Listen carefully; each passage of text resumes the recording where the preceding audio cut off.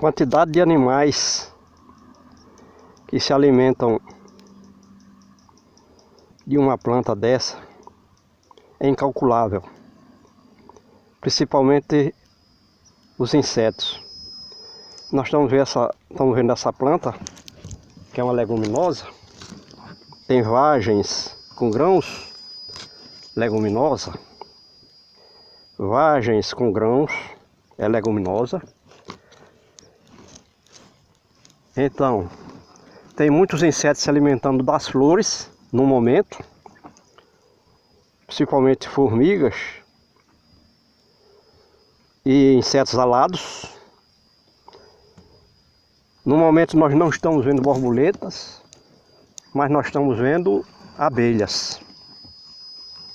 A gente sabe que a lagarta e a borboleta têm menus diferentes, se alimentam diferentemente da planta. Enquanto que a lagarta se alimenta das folhas verdes, a borboleta se alimenta do néctar das flores, porque a borboleta voa e gasta muita energia nesse ato de voar, por isso que ela necessita se alimentar com alimentos mais nutritivos, no caso o néctar da flor.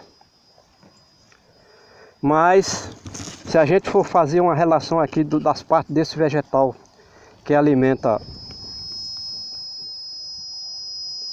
os seres do reino animal, é incalculável.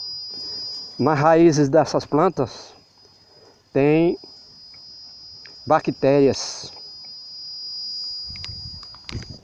que é do reino Monera, micro-organismo do reino Monera, bactéria nas raízes. Por ela ser uma leguminosa, tem essas características.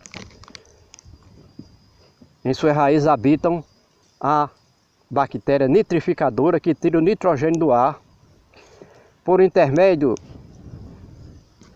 das flores, das folhas, que estão em contato com os gases atmosféricos, e o nitrogênio do ar é um gás atmosférico, o principal nutriente das plantas.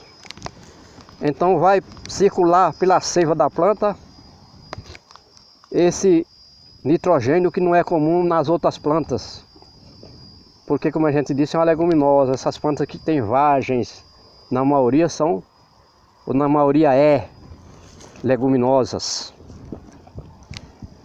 que tem as bactérias nas raízes, que tira o nitrogênio do ar por intermédio do corpo da planta, do corpo aéreo, da parte aérea da planta. Então, nós já incluímos mais um ser vivo que se alimenta das plantas. Na realidade, as bactérias, além de se alimentar do nitrogênio que é colhido por intermédio das folhas da planta, elas também são, as raízes também são seu habitat, porque elas moram na raiz, elas vivem na raiz da planta, essas bactérias nitrificadoras. E nós vemos aqui vários insetos se alimentando das flores. Das folhas tem uma outra infinidade de insetos e também de animais maiores que se alimentam das folhas, dos frutos, no caso a vagem, e da semente contida na vagem. Então é uma infinidade de animais que se beneficiam de uma planta dessa, de apenas uma planta, uma grande variedade de animais e número muito grande de animais que se beneficiam de uma planta, porque também a planta serve de abrigo para alguns animais, no caso até da sombra que ela faz aqui, por estar enfolhada. E a gente vê como o clima e as outras formas de vida dependem da cobertura vegetal. Quanto mais variada de espécie, quanto mais densa por área, a massa vegetal maior por área, melhor é o benefício que traz para os outros seres vivos Porque a gente tem repetido, que muita gente ignora, é que a cobertura vegetal ela é responsável pelo equilíbrio do clima. De tal forma que se nos desertos secos, por exemplo, do Saara, as plantas são limitadíssimas, o número de plantas. Tem normalmente o cactus, que tem a capacidade de armazenar água durante uma chuva sequer, que acontece de 4 em 4 anos ou até mais. Ele colhe a água do chão e armazena no corpo e vai se mantendo.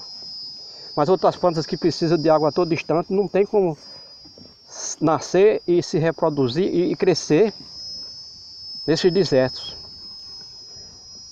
Quando nós falamos em deserto, esse deserto do Saara, por exemplo, o Atacama, são desertos secos, onde passam até muitos anos sem cair um pingo de chuva. Mas também existem os desertos úmidos. E quando a gente fala deserto, está falando de ausência de vida. Deserto não significa seco. Então, Antártica, os polos norte e sul, são áreas de grande volume de água, mas só que a água está no estado sólido.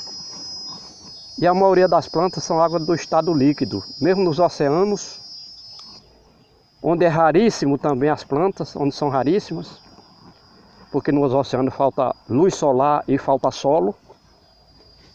E as plantas não têm como se sustentar sem solo, sem os nutrientes do chão. Que elas colhem os nutrientes do chão. E aqui a gente viu, por exemplo, a leguminosa que colhe o principal nutriente das plantas do ar, que não existe no oceano. Então é por isso que a gente repete que nos oceanos a variedade de plantas, densidades e massa vegetal é insignificante se comparada à massa vegetal que existe aqui fora dos oceanos, nas terras emersas. E todas essas plantas, como a gente disse, elas vivem numa associação harmoniosa, onde cada uma fornece a outra alguma coisa. A gente pode notar que as folhas que, quando atingem a caducidade, estão envelhecidas, elas vão cair no chão e vai trazer para o chão todos aqueles elementos, matéria orgânica e nutrientes minerais e gases que a planta colheu enquanto a folha estava verde, viva. E ao cair no chão, a folha ainda vai trazer benefício, vai fertilizar o solo, vai trazer muitos benefícios incalculáveis. Por isso é que a planta, o reino vegetal, é o quinto elemento da natureza. Tal é seu comprometimento com o equilíbrio do clima, com a temperatura, pressão atmosférica, umidade do ar, umidade do chão, ventilação, contribui para a formação de nuvens, contribui também para atrair as chuvas. Então a planta é tudo isso. E certamente sem as plantas não existiriam os animais. Embora a gente saiba que os micro-organismos foram os primeiros elementos a serem criados na Terra, e até gerados. A maioria foi gerado na Terra, antes de que existissem animais e vegetais. Mas tudo são feitos da mesma matéria básica, que é a célula.